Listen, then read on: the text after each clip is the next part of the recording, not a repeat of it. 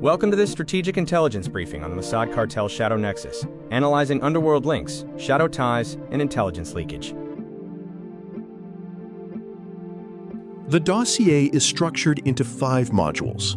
Modules 1 through 3 cover personnel proliferation, the digital arms race, and underworld collusion. Modules 4 and 5 focus on arms diversion and diplomatic impasse. The shadow link is defined by a leakage model, where elite skills migrate to clandestine markets, not by official state sanction. Key pillars include offensive cyber intelligence, urban warfare training, money laundering, and arms diversion. We begin with Module 1, the Personnel Proliferation Pipeline. Unit 8200 veterans' SIGINT capabilities become privatized commodities used in Mexico for security consulting and creating shadow access for cartel-linked officials. Unit 9900 specialists provide geospatial intelligence for mapping territories and tracking law enforcement with military-grade precision.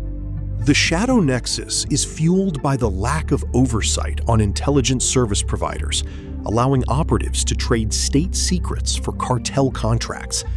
This transition from agent to contractor removes accountability, enabling direct collusion with transnational criminal organizations. Ex-Israeli tactical commanders train Mexican enforcer groups in urban warfare and counterintelligence. This mirrors the Yair Klein era, a model now adapted for modern Mexican enforcer units. Unvetted private military companies act as security consultants for infrastructure projects, often collecting intelligence as bargaining chips.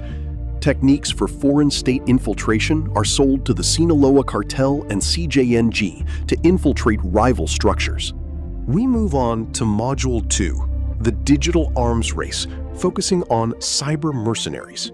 Pegasus spyware, staffed by ex-military intelligence, provides total phone compromise. Its licensing chain in Mexico is corrupt, leading to institutional capture, where officials share intercepts to identify and liquidate informants. Firms like Circles provide location data tracking capabilities, including SS7 exploitation and IMSI catcher deployment. This technology grants cartels symmetry of force, allowing them to see what the state sees.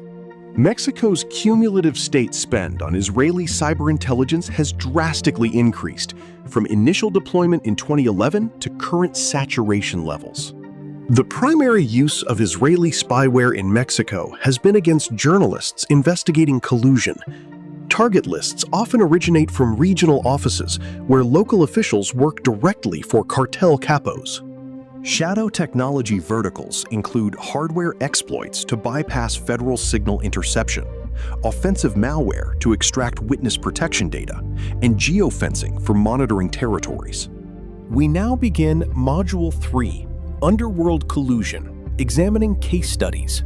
The Israeli mafia operates in Mexico as logistic service providers, focusing on money laundering via real estate and brokering deals. They form tactical alliances as intermediaries between cartel leadership and ex-intelligence contractors to ensure an unimpeded flow of shadow technology. The Plaza Arts assassination involved 2 Israeli nationals, Ben Suchi and Alon Azaleh, executed in 2019.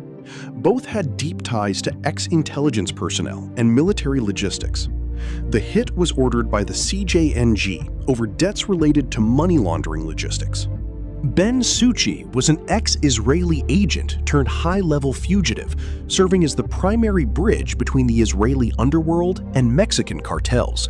He used his intelligence background to manage multi-million-dollar laundering corridors for decades. Alon Azaleh focused on financial logistics, procuring high-end surveillance and encryption tools for regional cartel enforcer units. His death signaled a major failure in the protection pact between Israeli contractors and the CJNG. The CJNG-Israeli alliance uses Israeli private contractors as force multipliers, adopting a military-style organization.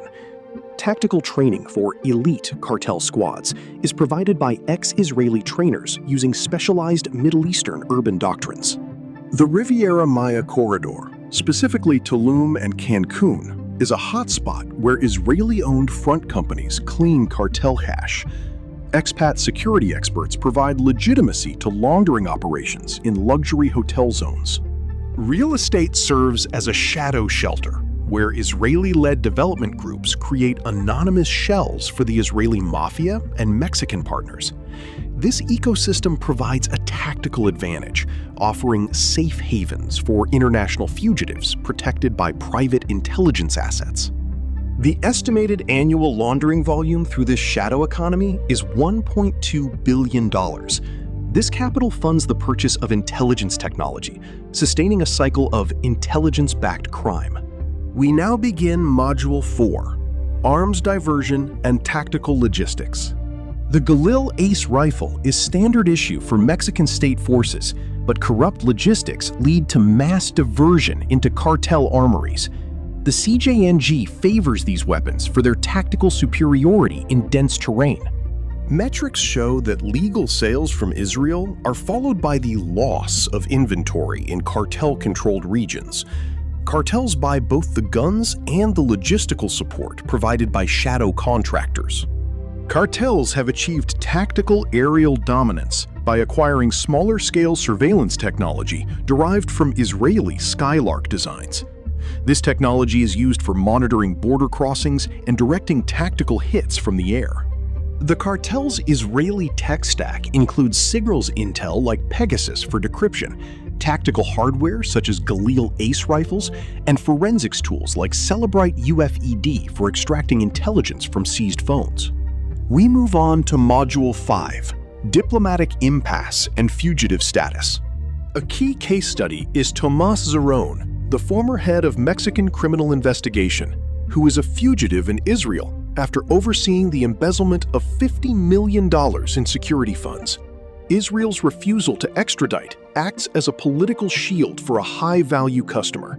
Zerón is accused of tampering with evidence in the Ayotzinapa students case, illustrating cartel state collusion.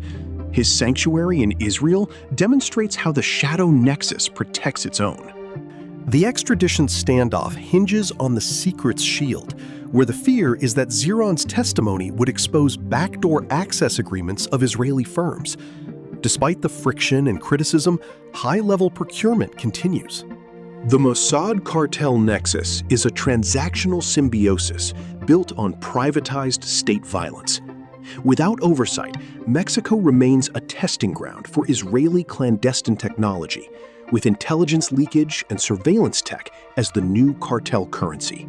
This concludes our video on the strategic dossier covering the Mossad cartel shadow Nexus.